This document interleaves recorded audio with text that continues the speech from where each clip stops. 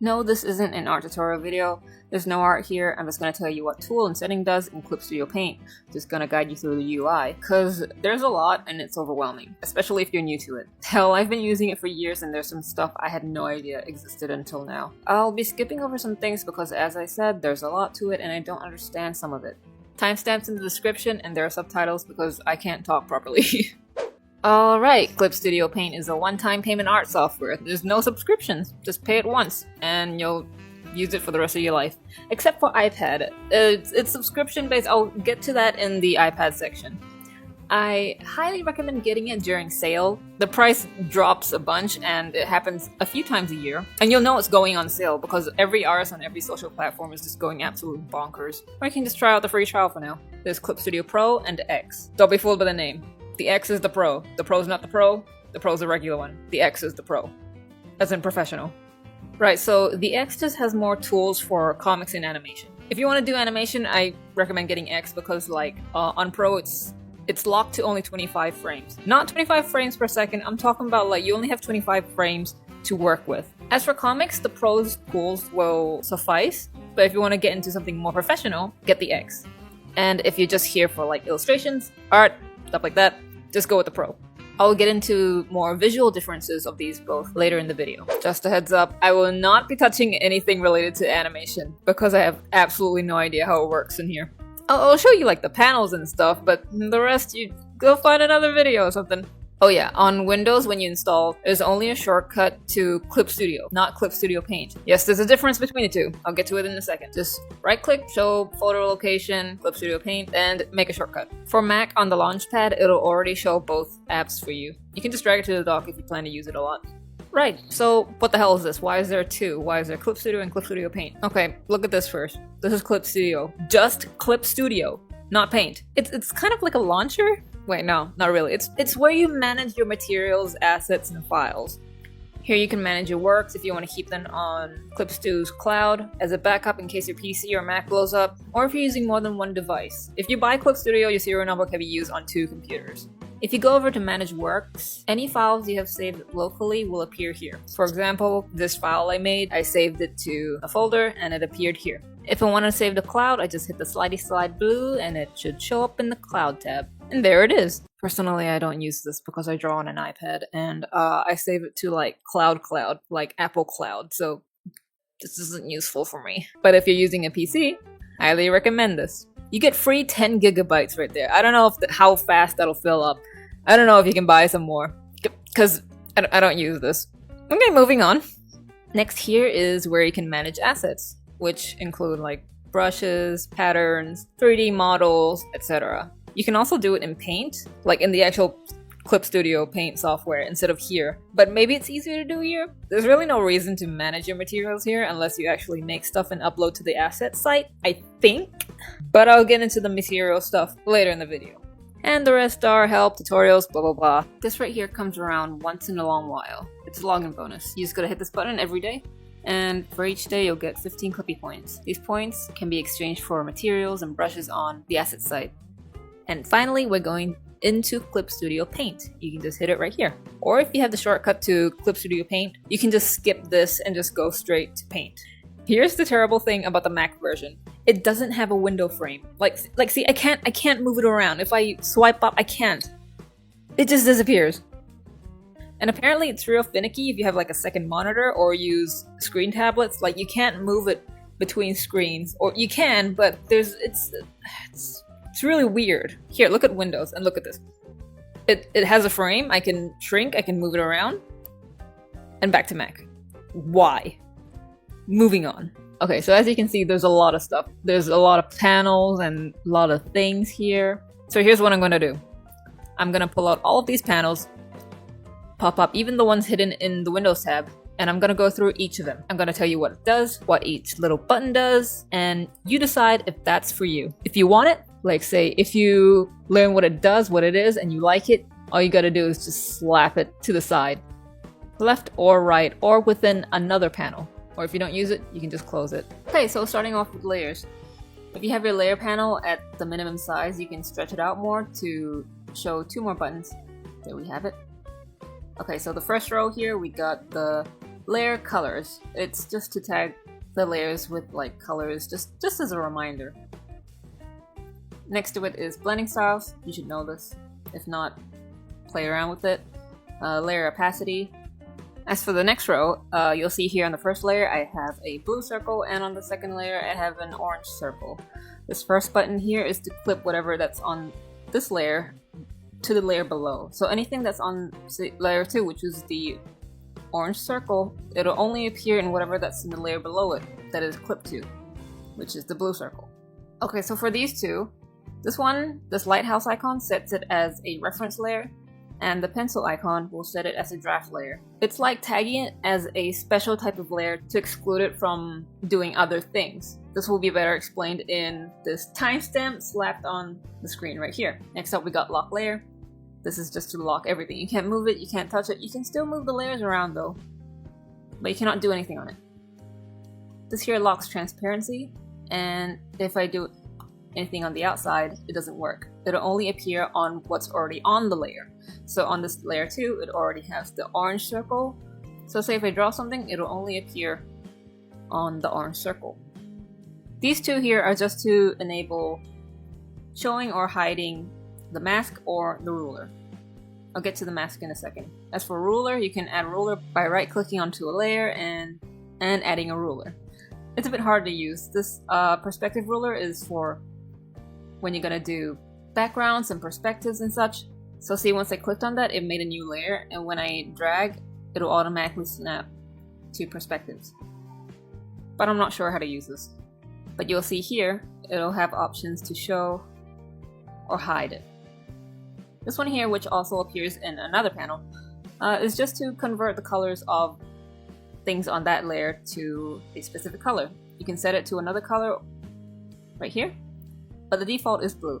I use this when I start doing line art. I would press this onto my sketch, turn it into light blue, and then start the line art, just so I can differentiate between the sketch and the line art. Onto the last row, this here is just to show your layers in another panel. See, if I had like, say I'm working on 200 layers, here I can be on the top, and right here I can be on the bottom if I want to select layers on the bottom. It's just another view. This here is to create a raster layer. This here is to create a vector layer. In vector, you can do a bunch of settings with your brushes once you draw on a vector. Say, see, if I hold down command, all these little anchors will appear because this is vector. This is not raster, it is vector. That means I can edit it and shape it to however I want. I can also change the brush line on it. I can also change the width. But you know the difference between raster and vector? There's difference. This, like, Photoshop versus Illustrator, that's what it is. With vector, you can't use, like, watercolor brushes. You can, but you can't really blend the colors in, because it's not counting it as, like, it's paint. It's thinking of it as, like, an actual object, if that makes sense. Here on a raster layer, say I put blue down, I'll get orange down. I am able to mix them in a bit with the settings. If I have like a watercolor brush, that's because it is a raster layer. It's mixing the pixels in within each other. Okay? Okay. Next up is folder. Obviously, you just make a folder to store all your layers. This here is to merge whatever that's on the layer that has selected to the layer below, but it keeps the layer. So this is useful, say, if I'm working on a multiply layer, I'm shading on something, I can just merge it down, then do more shading, merge it down, shade some more, merge it down. But with the one beside it, this will just merge it down and delete the layer that it was just on. Now with this one, this is masking.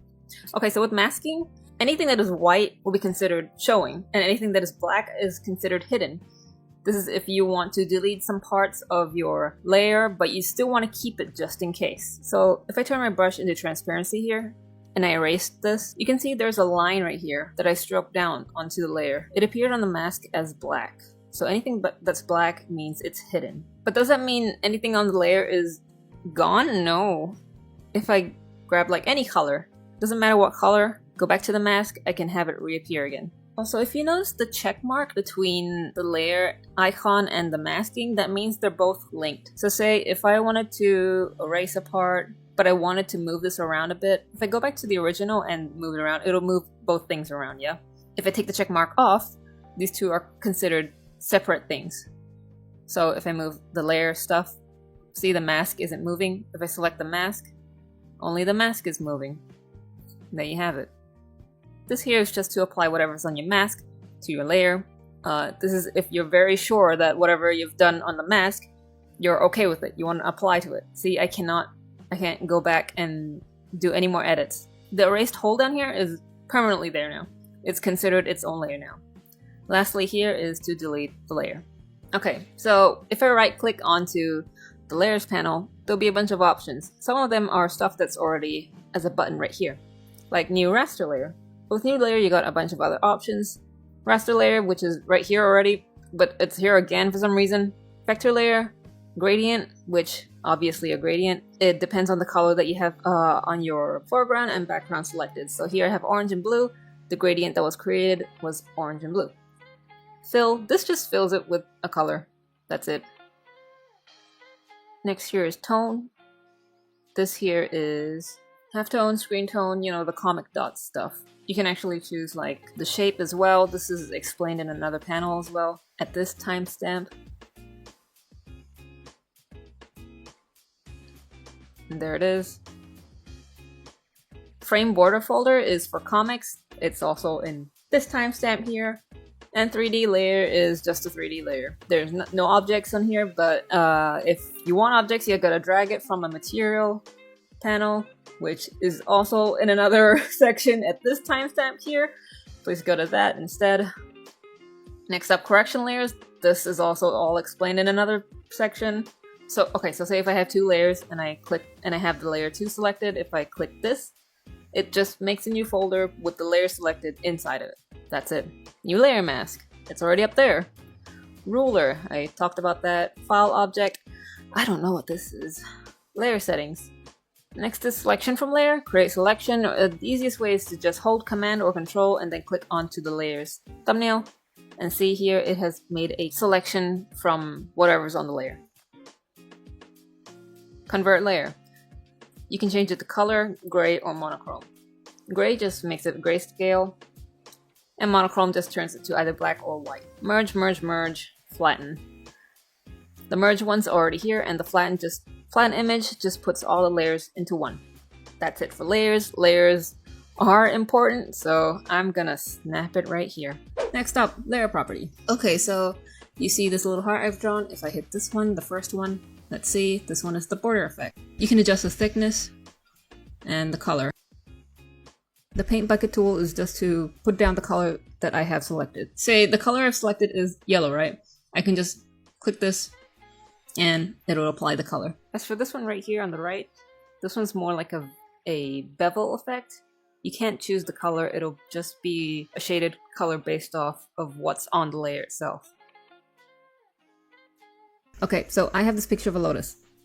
If I hit tone, it'll just apply screen tone to it. Lesser the frequency, the bigger the dots. More frequency, the smaller the dots. It'll look kind of weird on your screen, but you'll have more clarity as you zoom in. You can use color of image, which just makes it black and white, or use brightness, which just makes it transparent.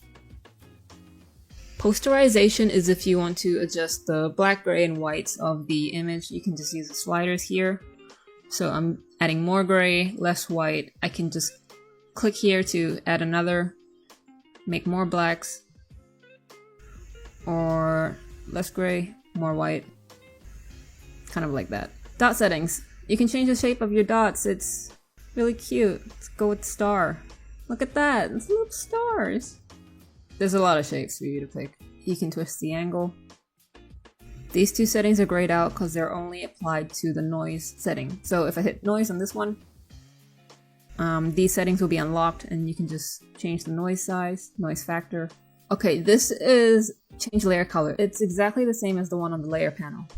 You can change the colors. You can change the subcolor as well and turn it off. This one here is to change your layer's color mode. It could be in color, in gray. This is for comics if you'd like, or in monochrome. This is also for comics. So I actually use this panel a lot, so I'm gonna put it with the layer panel. Next up is search layer. This is just to look for your layers in case you have like 300. So say if I'm looking for all my raster layers, I can just tick here and see it shows my lotus layer. If I want to just look for my vector layer, it'll show up here, so and so. I don't use this at all. Bye. Right, so next up we got subtool and tool property. If you see on the left here, all these tools, each tool will have its own subtool. It will have a tool within a tool, yeah. So pen, we got different types of pens, and there's markers, different types of markers. Go in pencil, there's pencil and pastels. Brushes will have its each different type of category, and each category will have its own brushes. So there's like a lot within each tool. Even with stuff like lasso or gradient, yeah. So this is important, gotta keep this here. Tool property is just to adjust the settings of the tool that we have selected. So say G pen right here, I can change the brush size, opacity, stabilization. So these two are important. You gotta keep them both. On subtool, the first button here is to import brushes. You can also hit this one as well. This one came later. I don't know why they added this when there's already a button right here. If I've downloaded stuff before, it'll be in the download folder. I can add palette. There it is.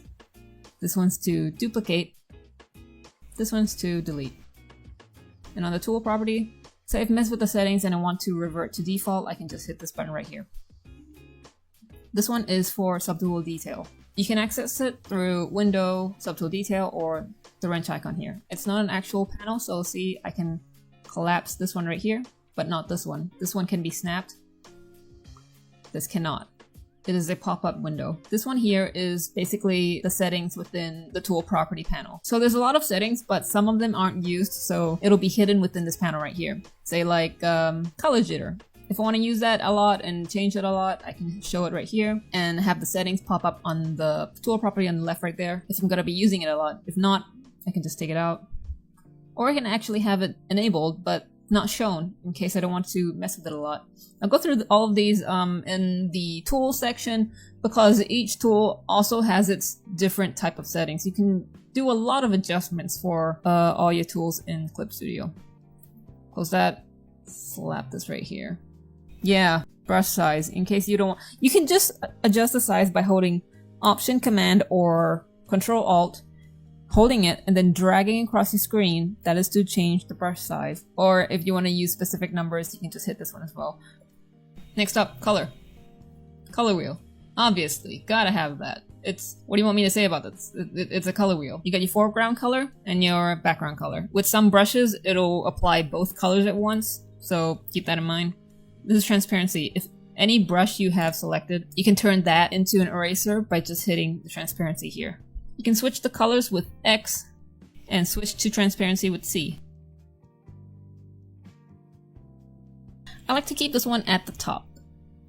Next up is color history. If you don't want to go through like doing the having like color swatches at the side for yourself to reference, instead of doing that, you can just go through your color history, so and so. I don't use this. Getting it out. Color slider. I don't think I know anyone who uses this. RGB, HSV, and CMYK. You use this if you're attempting to work with print, I guess. I don't know. Get it out. Get it out. Color set. This is if you use like specific color palettes, schemes.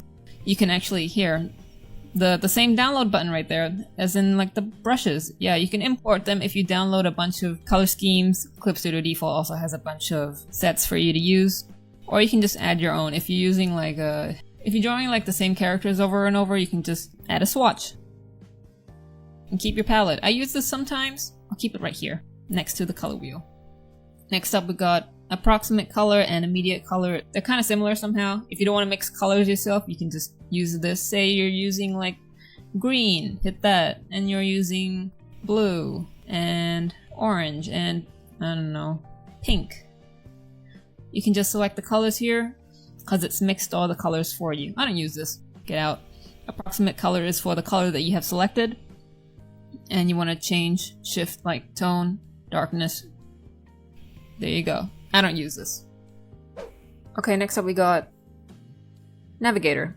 This is just to see the overall image. In case you're working on something and you're super zoomed in and you need to see like the overall image, you can just look through the Navigator right here. It's got zoom in, zoom out, or you can hit the slidey slide. This is to zoom in at 100%. X is to rotate, or hit these. Revert back. You can flip horizontally or vertically. I look at this sometimes, but not always, so I keep it on a separate tab right here on the left. Yeah. And I usually hide it. Next is subtool. This is really good for referencing and to pick up colors. Say like you're drawing something over and over, or like a comic, you need like certain color palettes for your characters. Say I have like a reference image, I can just hit open right here, and here's a reference sheet I made of one of my characters, and I made a color palette right here. So if I hit this color picker right here, I can just pick from this and continue to work. I can have like multiple, you see these arrows right here, if I put more images, I can flip through them, it'll be like a tiny like reference book for me. I can also like flip them, rotate, zoom in and out. So yeah, this is really useful, but I don't use it as much anymore, so close that out. Next is auto action. Okay, this is the magical hit one button and something happens. This is the default that comes with Clip Studio Paint. Say I've got this heart here. I can select bevel and emboss and hit play. And there, it did the effect for me. But just to keep in mind, it actually went through the whole process of doing stuff to make it happen. So if I show my history and go back to here, this is me opening the file, drawing the heart, and it actually goes through everything. So if you want to undo, say like an effect, you can't just hit Control Z and the whole thing disappears. You'll actually have to go through all the process of undoing every little thing that it has done. This one is really cool. If you go through the asset site and download a bunch, it saves up so much time. Next up, I just showed you history, so if you want to scroll through all your history, you can do that. If not, close it out. Information is just to show the location of your brush, like x-axis, y-axis. I don't know what this is. It's not useful for me. Out. Animation cells. I have no idea how animation works in Clip Studio Paint. So these are just the cells, and the timeline is by default down here. I'll take that out because I don't use it at all. Last but not least, item bank. It's like if you have like your file, say I put the lotus image in here and I just want to drag and drop and use it a bunch, you can just do that. See, there's now a bunch of layers. It's just to keep your like stuff in there. I don't use this at all. Bye. So that's the panels. You've chosen your panels, you've slapped them all to the side, pick the ones you like, you got your workspace, done. Ignore the stuff on the right for now, we're gonna go through the tools next. Okay, I've pulled out the tool property right here just so you can see that there's more settings within each tool. Magnifying glass, zoom in, zoom out. On the settings, you can pick to zoom in and zoom out. The drag, which would be, the first one is to drag and it'll zoom in like this. The second one is to pick a specific area, and the last one is to disable that all. The shortcut is Command or Control on your keyboard, hold that, and then press plus or minus. Or if you're using a MacBook with a trackpad, you can just use that as well. Next, hand. It's to move the canvas around. You can just hold spacebar and do that as well. Rotate, you can also do that in the navigator. Okay, operation. We got object. This one is used with 3D. Get to the 3D section later. Next is select layer. If you want to select all your layers. If I don't have anything selected and I drag, it'll select all the layers. See, I have two layers, one with the lotus and one with the heart. I made the heart layer a draft layer. So if I hit exclude draft layer and select again, it'll select everything except for draft layers. Next up is light table. I don't know what this is for, I'm sorry. And the last one is edit timeline, which is for animation. Next is the move layer. This is just to move objects on the selected layer. Next up is move tone pattern, and the last one is move grid. I have no idea what these do, so moving on. We got the lasso, which is just selections for rectangle, ellipse, lasso, polyline. And this one is to like draw a selection with a brush and just hit Control D to deselect. Right, if we go to the tool properties, you can see these have similar settings. The brush has got like brush settings. First one is if you make a selection and make a new one, it'll just replace it. This one here makes it so you can have many selections at once. This one here is to delete selections. This one here is to intersect selections. For the selection pen, we can change the brush size, the hardness, make it more like an airbrush, change the density, and stabilization. Stabilization just makes your lines smoother. So see this compared to 100% stabilization. My brush is very slow, and straight lines are made easier. Same with erase. Okay, next up we got the wand tool. I don't know what the difference is between three, but I just use the first one. The setting right here is the same as the lasso. Here, close gap. Say if I go to my heart layer and there's a little hole. If I hit select, you can see that the selection bleeds outside of the heart because there's a hole. But if I turn on close gap and set the setting to high, it'll close that small gap and only select within inside the heart. Right, tolerance. Sets the range of color considered as the same color. So right now it's at 0, right? If I select right here, it'll only select that small pixel because it's considering like this white is different from the white right next to it. If I turn that higher, it'll say, oh, okay, all of these are the same color. If I turn that even higher, it'll think that, okay, pink and white, kind of the same. So see, it selected a lot of the petals right there. Area scaling is just to widen or narrow down the selection. So here at 0, it's right at the edge, right? If I increase the area scaling, you can see that the selection has widened out. If I put that in the minuses, it'll shrink down. You can turn this off if you don't use it as well. Okay, now I have 3 layers. The one on top is the purple, the middle is the green, and blue is in the background. If I select this one, the wand tool will consider all these layers as one single image. If I hit select on the outside, you can see that it has selected on the outside of all 3 of these dots.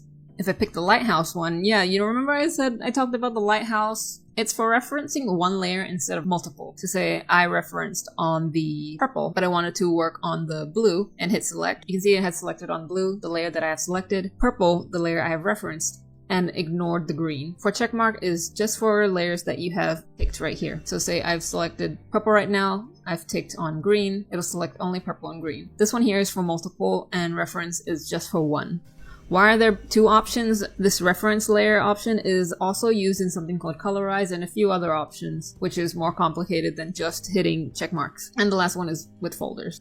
Next is the eyedropper. You can also just hold Option or Alt to shortcut to eyedropper. But if we go here, the first one will pick up any color that it sees on screen. So see the color mix right here, it's kind of like a dark blue. If we pick it, it'll be a dark blue because that's what we see. But if I hit the second option here, it can't select anything. It immediately went to transparent. That's because on the layer, I only have this blue dot right here. So it only picks up stuff on that layer. Anything outside it, it's transparent, so it's picking up transparency. If I go to the purple layer that I've set to multiply and select the color from it, it actually picks up the color without the blending mode. It's kind of a darker purple, but the purple it picked up is kind of brighter. It's its actual color. This is good when you're doing shadings and you don't want to go back and switch your multiply layer back to normal in order to pick up the colors. You can just come to this tool right here, select the color, and then continue working. Right, okay, so next up, brushes. These are the brush sections. They'll all have the same like subtool detail settings. Alright, so first up we got pens. These are for line art. Markers for markers. Pencils for sketching. Brushes for painting and blending colors and such. Tone scraping. I don't know what this is. Pixely airbrush. Alright. Next up is airbrush. Your brushy brushes. Okay, this is the decorative spray brushes. You got your effects, hatching, clothing, flower, lines. There's a bunch for you to download on the asset site. Next up, eraser. Lastly, the blur tool. And thanks to the new update, we now have Liquify in Clip Studio Paint. Okay, you know your tools. Now we go to the settings. Okay, so say I've selected this pen right here. I go to subtool detail. First one, brush size. Next, ink, the opacity of the ink. Blending mode. This is, say, multiply, and it only applies to the layer that you're working on. So say it acts like working on a multiply layer, but the layer isn't multiply, it's just the brush. By color mixing, this is what makes it kind of like a watercolor brush. So the amount of paint, density of paint. Alright, and color stretch is, say, it's at 0, right? And I drag the red across the yellow. It kind of like blends the colors a lot, but if I have it at 100%, it'll stretch the red that I've selected out a lot longer. Intensity of blur is, if you have this selected, it's just, you know, more settings for you to play with. Color jitter. This works best if you have like those material brushes to change the color for each dot of the brush. So say here, I've adjusted the hue. It would work better, say, if I had like a spraying effect. Back to color jitter, you can change the hue, saturation, luminosity, and blend with subcolor. My subcolor currently right now is selected to black, so that's why it looks darker, because it's blending with black. If I turn this off, randomize per stroke, and turn up the hue, it'll just change the color with every stroke that I make. Hard to see, hold up. Yeah.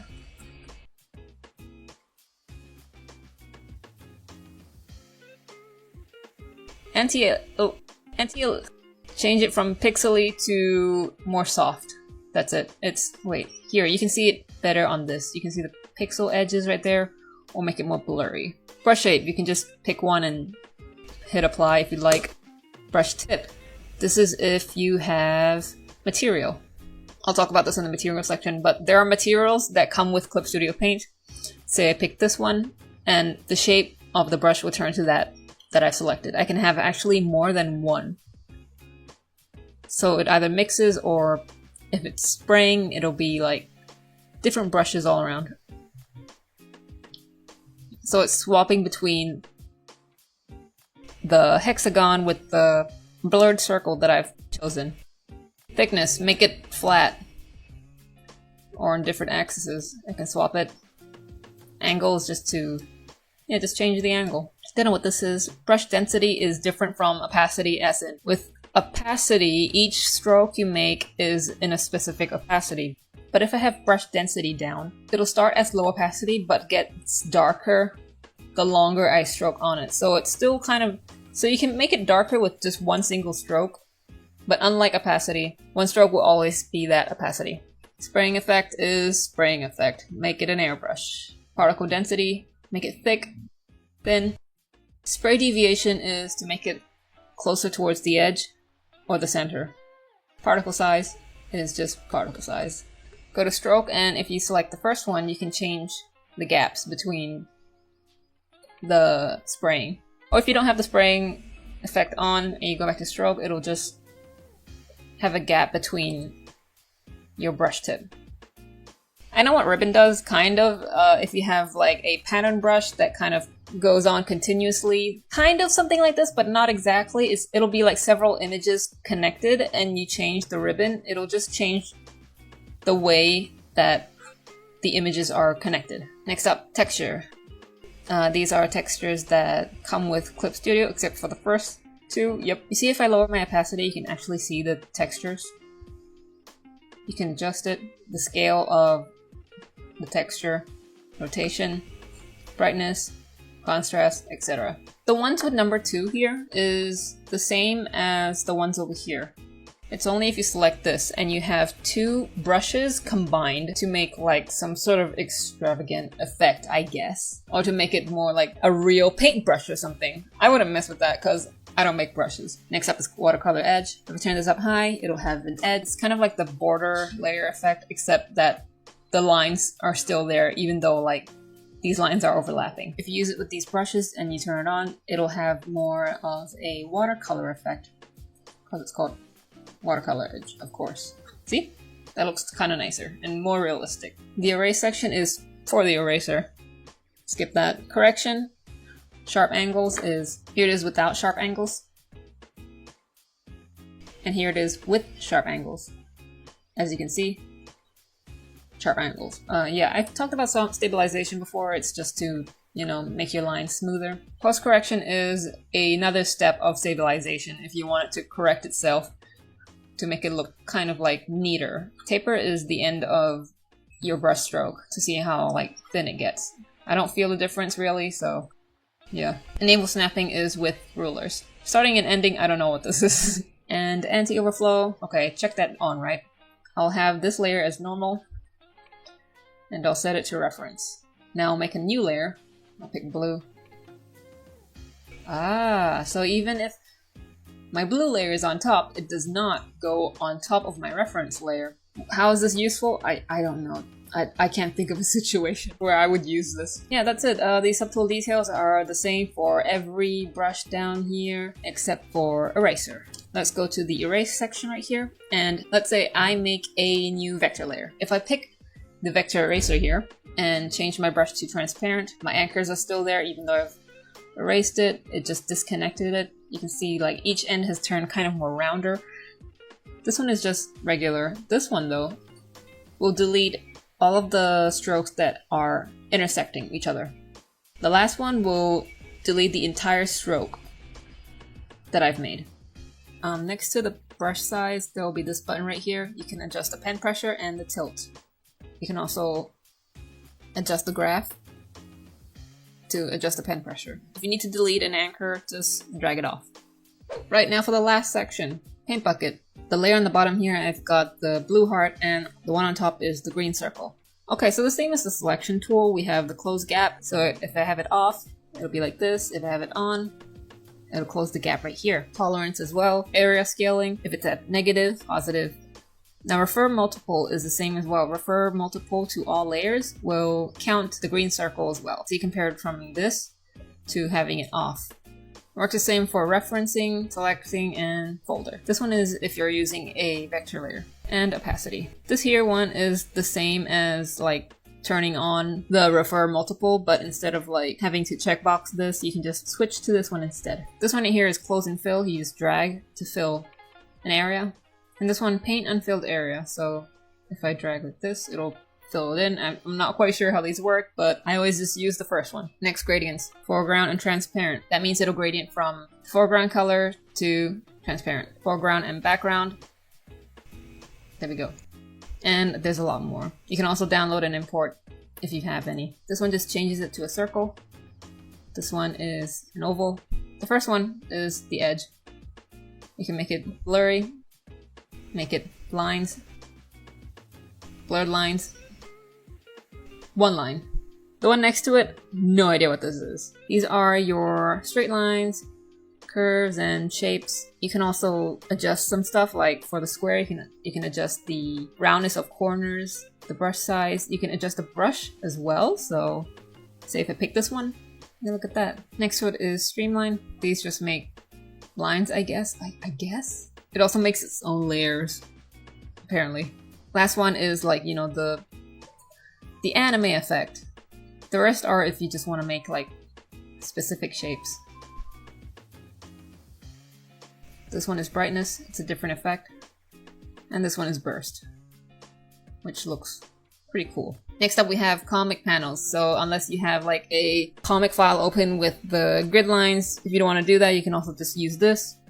Once you drag, it'll create a comic frame. And as you can see here on the layers, it'll create its very own file with a masking layer. This layer is for you to draw on, this layer is its background color. Solid background color. So I can draw on this and it doesn't go outside of the box. These are for different types of frames. I can just make a frame in any shape I want, or I can just draw one. This one is to cut frames. If you want to divide them, you can adjust the gutter sizes as well. And again, it will make its very own folder for each frame that is created. Next up, we got the ruler. So here's like some lines I made. If I pick a pen, it'll immediately snap to the ruler. There's all sorts of rulers. Perspective, like curve ruler, figure ruler, ruler pen, guide, perspective ruler. Moving on. We got your text.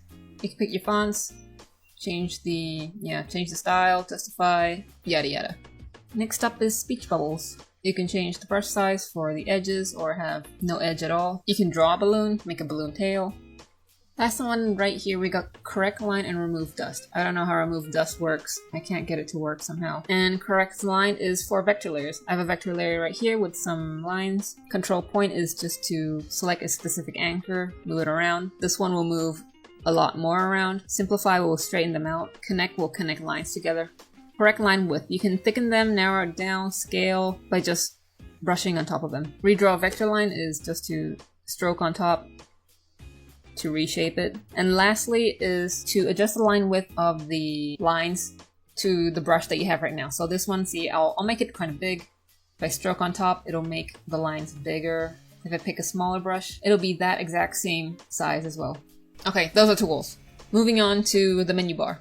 Here in the Clip Studio Paint one for Windows, it'll be all bunched into file at the bottom. Here we got just, about, version, and then preferences. There's not really anything for you to be adjusting unless you know what you're doing. But I want to suggest one thing, which is interface right here. You can change your interface to be dark or bright. So if I pick dark color, and I can adjust the brightness, make it light gray or dark gray. As for light color, that'll blind you. You can adjust the density right here. Next up is shortcut settings, and anything can be a shortcut. Even auto actions, say like this one I use a lot, I can just command something something and hit OK. That'll be my shortcut. Next is modifier key settings. If you don't know what you're doing, just don't mess with this. Tabmate controller. This is Clip Studio's remote controller for shortcuts and stuff, if you have that. There's pen pressure settings. Say if you have a heavy hand and you're always pressing down too hard, even though you need lighter lines, you could change the graph a bit up, just play around with it a lot. But if you don't, then just don't mess with it. Kumarion is Clip Studio's adjustable doll. It's their doll, which, yeah, if you look at this, it looks like if you adjust a pose, it can be applied to a 3D model. I guess. I don't have it. This one's to open Clip Studio, look at your license, and blah blah blah, all the rest. File. We all know this stuff. Save, export. Right here is time-lapse. If you want to record, you have to hit record first before you actually do your stuff. It won't automatically record like in, say, in Procreate. Because in Clip Studio, it'll make your file size super big, and sometimes it'll take a toll on your device. So say I'm recording, I've done it, I want to export it, I can export it. But if I hit record time-lapse again, that means I want to stop recording and just delete everything. Now look at new. Okay, we're gonna look at new. Here you can choose to have an illustration canvas, a webtoon, comic, but I don't know, and animation. Here you can pick some presets, or right here, pick a paper size, change the resolution, the DPI, and you can change it to have the whole file as color, gray, or monochrome. You can choose to start off with a transparent layer or a paper color. Paper color is a solid fill right here that you can change the color, but you can't draw on. It's just the background for you. You can also pick a template, usually they're for comics and such, and create moving illustration is just for animation. Webtoon settings are similar, and comics sizes will be in centimeters. Blade width is depending on your publisher and DPI. You can start with monochrome, gray, or color. But look at this. Once I open it up, it'll automatically have this grid right here. So you see this line right here? This is the actual page size. This here is just the bleed. And this one right here is the focus area. When you draw, you should have everything mainly inside here, but it's not going to get cut off. It's just like where your eyes are at. So, and when you're making comic frames, it'll automatically snap to it. See right here? And you can just continue, make your comic. This one here, I have no idea what this is. And this one is for animation. Yeah, so that's the file tab. Next up is edit, undo, redo, cut, copy, paste, and such. There's delete, and there's smart smoothing. So say you got an image, you can use smart smoothing to smooth it out. Click OK.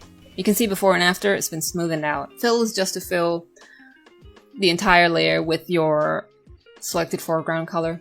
Advanced fill is just more options. So next up is colorize. What this does is it automatically colors for you. So if I pick the first option, it'll just color the line art for me. It didn't work with this one because I think the lines are too simplistic for it. Okay, I'll use some of my other line art. This one is on Toma, colorize all. And this one, it'll just generate colors and fill in just on its own. It's really weird colors. It depends on like the art as well. I think for some pieces it will come out like looking great. For some it looks weird, just like this. But if we want to pick our own colors, what you do is you have your line art, right? You make another layer beneath and you pick some colors. Yeah, so just pick out your colors. Then set your layer, your line art layer to reference. Go back to your color and then hit use hint image and colorize. There we go. It's colored it in. A bit too blurry though. If it gets too blurry, you can just go back to settings and adjust the blur strength. And what it does, it'll create a new layer set to multiply. Here's what it looks like at normal, where it used the line art as reference and made some colors out of it. This kind of works if you have a painted or rendering type of art style where you need to bend a lot of colors. You can use this with your sketch to quicken the process. It really helps. Convert drawing to color. Don't know what that does. Convert brightness to opacity. Okay, this is very useful when doing stuff like, I'll show you an example on how it can be used. So say like I have a border on and I do something, say like shoelaces. The layer is still a border effect layer. See, if I deleted it, it'll still have borders on it. I have to actually rasterize this first. So right click, rasterize. Now it's a normal layer. See when I delete it? That means it recognizes this is a flat image. If I go to edit and convert brightness to opacity, it'll change whatever that's white to transparent. It can now be used for line art. Okay, I'm gonna show you another tip because this is useful in saving your life. In case you merge your line art with your sketch, using Toma again as example. So see now, this is just one layer, the lines and the sketch has been combined. Say I accidentally do that. What I do is make a new layer, make a white background, and merge it in. Then turn this to black and white, then go to levels. I sketched with blue, so I made those blue into gray. And now that it's black and white, I can easily like adjust this, make the lines pop out more, make the sketch disappear. Okay, now as you can see, it is a single layer with just the lines. I can take out the white background now with convert brightness to opacity. There, I have now saved my lines. As for register material, this is for making material assets. Like you can make a brush tip with this. So say I drew a smiley face, and if you want to make this a brush tip, make sure it's just that and nothing else on the layer. If I accidentally like hit something right here and I go to register image, see it's selected like the smiley and the dot, so undo that. Register material, image, and there's my smiley face. I tick use for brush tip shape. I don't know what the rest are, and I'll save it to say like 3D motion because nothing's in that. I'll add a tag so I can search for it, hit OK, and if I go to that folder, it's right here. More about materials will be in the materials section. If I go to the subtool detail on a random brush, go to brush tip, material, and search for what I tagged it as, and there it is. Select, hit OK. Now my brush is a smiley face. And this is the only way that I know how to make brushes. I don't know how to make complex one, but this just works. As for template, it's called a layer template and all the settings are grayed out. I'll save it to the same folder. And here it is. It just saved everything that's on my layer. Drag this over here. So here's the template that I just registered. It's for saving stuff on a layer if you want to use it a lot. Next up is tonal correction. Anything that you select from here will apply directly onto the layer, say brightness, contrast. It happens to the image directly. But if you go to your layers, right click and new correction layer, brightness, it'll make a new layer, and what this does is it'll apply to everything on all layers that are below it. So if I have like 20 layers down here, more up here, it'll only apply this effect to layers below it down here. So first we've got brightness, contrast, you know that hue, saturation. Next up, posterization. If you've used Adobe Illustrator before, this is like the image trace thing. It'll separate colors into levels. So say 2 levels here, it'll pick up only like just a few colors. And the more you go, the more layers there are. Next is reverse gradient. It just inverts the color. That's it. Levels correction is like brightness contrast, except this is more in-depth, kind of. You can adjust the blacks, grays, and whites, and also in different channels of color. This is curves. You can adjust by RGB or separated channels. The left here is black, up here is white. So if I, say, went to the red channel and made an anchor right here and moved it up, so anything that is in the dark places, this place is darkest, it'll make it more red. Up here, if I slid this up, it'll make any bright parts red. If I did it down here, this will make anything that's gray, that's brightness is in the middle kind of, and I put that down, it'll make it more green, which is less red. Same applies to green or blue. Color balance. Separate in shadow, halftone, highlight. Change your highlights. Change your halftones. And change your shadow colors. Binarization is if you want to make an image black and white. Last one is gradient map. This is super useful if you start out your artwork in black and white. Here's an example. I made my image black and white. Go to gradient map. And I want the darkest parts to be, say, dark blue, my mid-tones to be like greenish, and anything lighter than that is more orange, and any whites to be yellow. And this is what happens.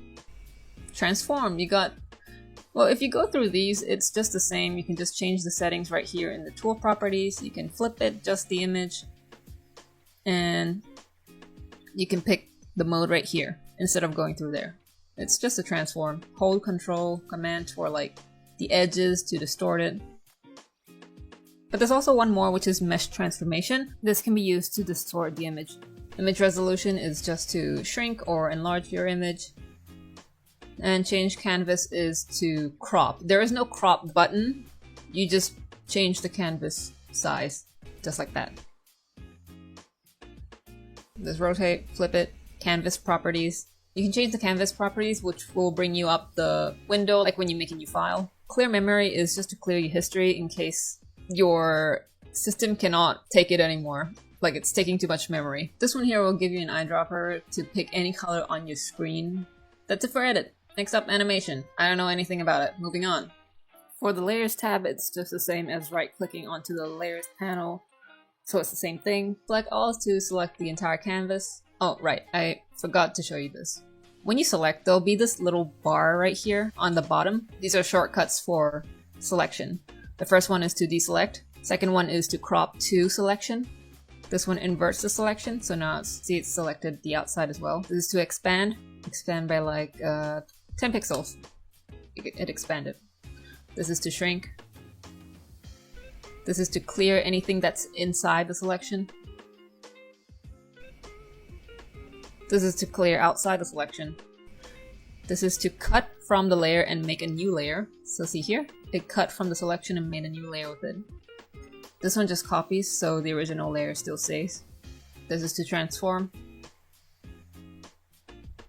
This is to fill. And last one, I don't know what it is. For view, it's just the same stuff in the navigator. But in the view tab, you can change the viewings for webtoons. You can show a grid if you want to use that. You can change the grid settings. Next is filter. Blurs are just blurs. Your Gaussian blurs, motion blurs. Motion is just for a certain direction. Radial is in a circle. Correct line.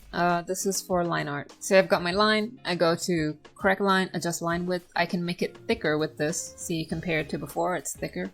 Or I can make it thinner, switching to narrow. If you're a bit messy or you imported like a sketch from paper and say there's like a lot of particles around, you can just go to correct line and remove dust. Distort is just a bunch of fun wibbly wobbly effects that you can play around with. Next is effect. This is for artistic. This just gives an image like a painted effect. Mosaic, which is pixelating. Render. You can add noise to this, but this will apply to the entire layer. So be sure to make a new layer first. You can adjust some settings and set to something like overlay. There you go, it's texture. And lastly, sharpen. Next up is Windows, and we already went through that. Click help if you're feeling lost about everything. Okay, we're going to the materials now. The first one right here is just like shortcuts and stuff. I don't use it though. Can I take it out? Oh, I can. And all these buttons, it's the same panel. It's the material panel, except it's each of these folders separated here for some reason. Here are your materials. There's this bar right here. I want to get it out. It's just a description of each material. This is just to turn on the checkboxes if you want to select multiple. Turn that off. Small thumbnails or lists. I'll go with the big one. If I want to use a material, I can either just drag or hit this button right here, and it'll apply to the layer. I can also adjust the settings for it, hit favorite or delete it. These are just tags to easily search for stuff or just type it down here. I'm not using it, so move it all the way down here. Okay, so these are the default materials that come with Clip Studio. These are free for you to use however you like. There's a bunch of them, and some of them might have a cloud icon. If that happens for you, you have to go to Clip Studio right here. Hit the settings and download additional materials now. It'll ask you, hit yes, and if you click over here, it'll show up the progress. It's a pretty big file, but yeah, it's worth it. So here in color pattern, we got our patterns. You can just drag them down. You can scale or rotate. Since it's a pattern, it's endless. It'll go on forever. But say if I want to draw on it, I can't. I have to right click and rasterize that. Next is effects. Backgrounds, you got your schools, skies and such. And texture. Here's monochromatic. This stuff is for comics, like screen tones, gradients and such, crosshatches, patterns, all in black and white. There's even backgrounds. Manga material, you got your frames, balloons, effects, sound effects, and signage. Just like patterns, you can just drag them on and use them however.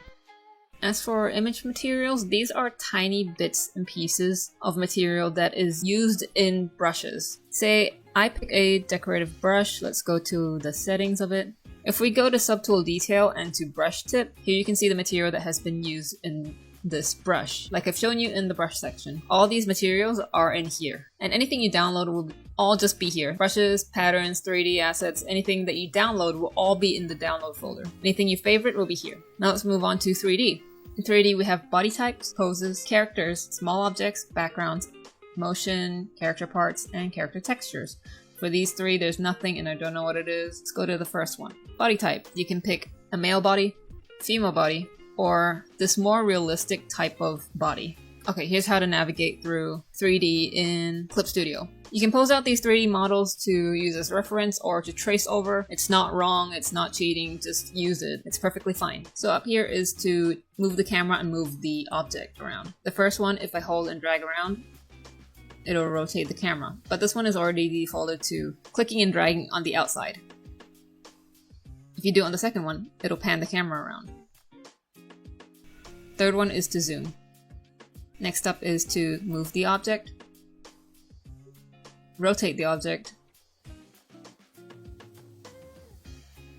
This one is to move the object while being fixed on the grid. Next up, if I click on the model, there's these balls. Okay, these are anchor points and I can move it around. The lines are to rotate. But if I want to move a specific part, I can just hit on each part that I have highlighted and move it around. This one right here is to move the entire body. Okay, now for the bar down here. This one here just pops up the subtool detail. I'll get to that in a bit. This here changes the camera to a specific view. So say like this. This here centers onto the object. Say I had the object floating and I want it down on the ground, I can just hit this one. This is if I want to save a specific pose. Say I save it to the body type folder, and there it is. And if I want to use it again, I could just drag it down out here. There it is. This here is to flip. This here is to revert the pose back to default.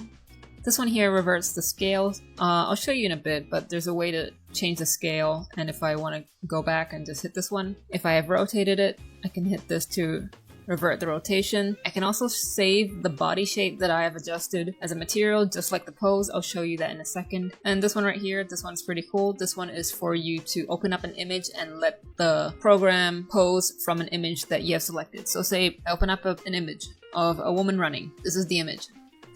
Hit open, let it render, and there it is. It's taken the pose from the picture and applied it to the model. But it doesn't always work, okay? So if I went with something weird like this yoga pose right here, you can see it doesn't really work. Not sure what these are, and the last one brings up the subtool detail again, but specifically on the body shape. Next up is all this. You can see I have to select the object tool first, and here are the settings. First up we got object scale and position. I can also change the visibility if I want to hide it, if there's too many objects. On this here we have perspective. This exaggerates the perspective. This here is if you want to apply light source, and the shadow, that's on the bottom right there. This here is to change the light direction. Okay, here you can change the height, head to body ratio. And in this chart, if I move it up, it'll have more muscle, down is less, left is skinny, and right is fat. And this here, once I've made an adjustment, I change the height, add the body ratio, and say if I like this, I can save this body shape as a material right here. As for posing, you can change the hand pose right here, but I'll show you better hand poses in just a second. Lastly, outline width, which is the outline on the body. Here in the subtool detail, there's just a few more settings, but nothing too advanced. Okay, so next up we got pose. There's entire pose and hand poses. This here you can just drag and drop onto your model. Or if you don't have an existing model, it'll create a new model for you. As for hands as well, you can just drag and drop onto them. But if you want to change just one hand, make sure just one part is selected. For character, these are Clip Studio Paint's characters, in case you want to reference something with a more cartoonish anatomy. I just found out they actually have like physics. Next up are small 3D objects. You can trace these or do like a halftone filter on them to convert it to look more comical. There's a lot of stuff for you. You can also download stuff. Lastly, backgrounds. You can also just drag and drop. You can change the lighting or apply new lighting. You can zoom in, rotate around, and use this as a background. If you've downloaded 3D poses and models, you can move them to the 3D folder or not. But either way, using it is just the same. You can just drag and drop onto your canvas. Alright, so that's pretty much everything in Clip Studio Paint. Moving on to the differences between the Pro and the X. I only have the X version on my iPad, but on desktop and iPad it is exactly the same. So the differences between Pro and X is just comics and animation. On the animation tab, it's exactly the same, but on the X here, there is an extra tab for story.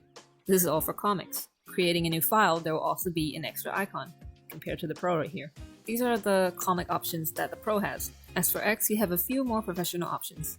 And this is what happens when I create a new file. This will be an overall of all the pages of the comic that I'm making. I can actually drag and move them around. I can go in and still see the overall of my comic. And down here is a small button. And what it does is create a 3D version of the comic that I'm making.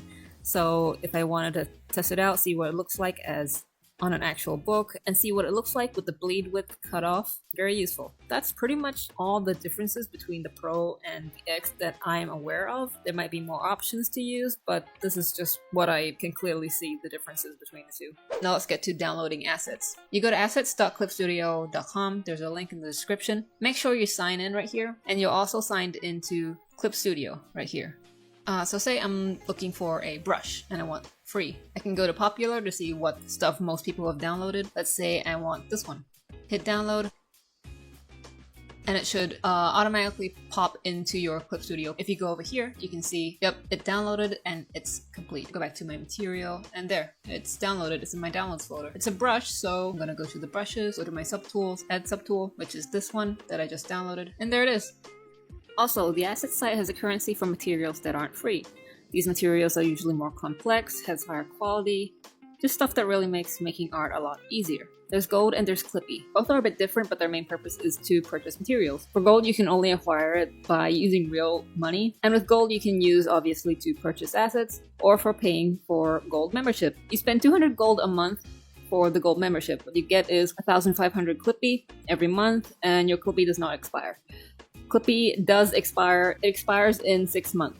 As for Clippy, there's Clippy tokens and Clippy tickets. For Clippy tokens, you can use it to buy materials, gift it to other people, or expand the time limit on iPhone. To get Clippy tokens, you either become a gold member, you post material on the asset site, read the notes as well, and limited offer, which is launching the Clip Studio app, which is this one that I talked about earlier in the video.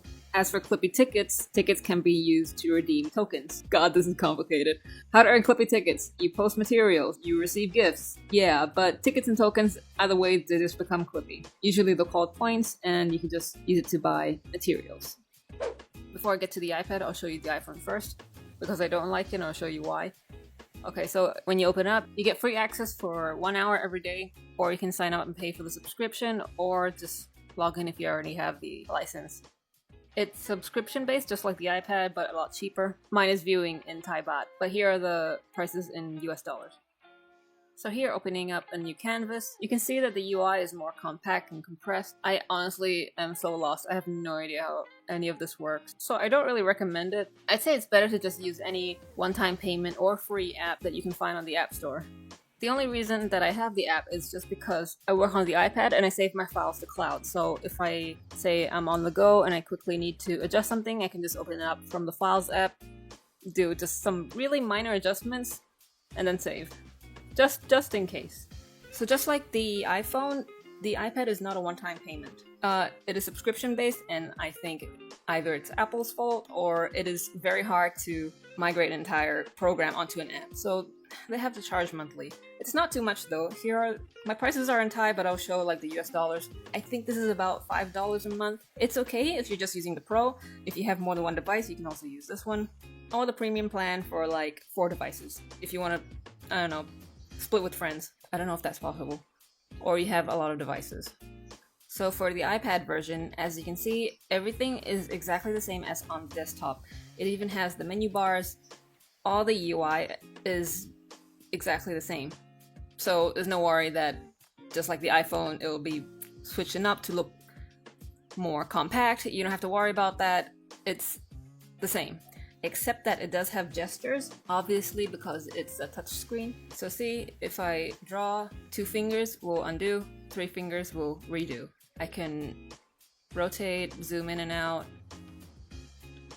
and move the canvas around. A difference that you will notice is it'll have this button right here. If it's on, that means the fingers will only do the gestures. If you turn that off, your finger will be able to draw. This is if you don't have the pen. If you see the arrows on the side, I pick the third option. Here you will have options to customize the gestures. But if you need to use shortcuts, you can do that on the iPad by swiping on the side. You can either do the left or the right. Swiping once will give it this transparent look. Swiping again will actually have it permanently on the side. You can just take it off again by swiping it off. Here you have escape, control, shift, option, command, and space, your necessary shortcut buttons. If I hold command and option, see I can resize my brush. Hold space, I can move it around.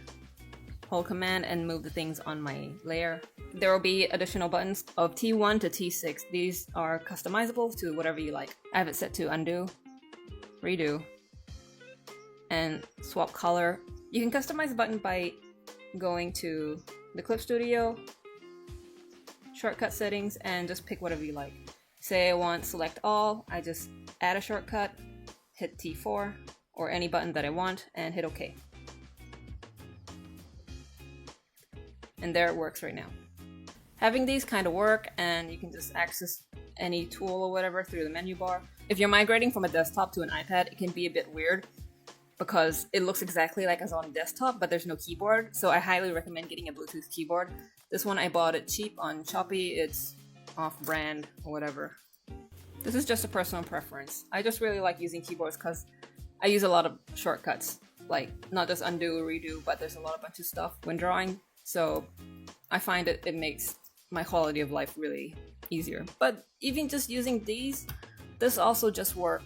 Also something I really recommend if you're using the old Gen iPads. The first version of the pencil, it's kind of heavy at the end, and I feel a lot of times when I'm drawing, my hand will tilt back because it's so heavy. I have to balance it out with this silicone thing, so just get it cheaply off wherever you get it. I think you use Amazon, right? I use Shopee, so that's where I got it from. There's also a time-lapse button shortcut right here that I don't see on desktop. It just starts the recording. Tap it again to delete and turn off if you don't want it. If you do want to export it, you have to go to File, Time-lapse, and Export. So same with the asset site. Make sure you're logged in, hit the download button, and it'll automatically jump to the app. So make sure you're logged in at this as well. If you're not logged in, it'll tell you to log in, then you gotta go back to the site and hit download again. So make sure you're logged in. And see, it just downloads, and it appears right here. So that's it for the differences between the iPad and desktop. There's not a lot, just some stuff to keep in mind if you're using an iPad. So yeah, that's it. I'm so sorry for the audio being all over the place. I had so many issues recording this video and I'm so done with it now. Also so sorry that I skipped over some stuff. There's a lot of complicated things in the software, and even though I looked up tutorials, I still don't understand. I don't have enough brain cells to comprehend it. If you have any suggestions for videos, please comment. I will attempt to make it. Thanks for watching, and follow me on Twitter, Tumblr, Instagram. Sub to my Patreon, it really helps. And that's it. Yeah, bye.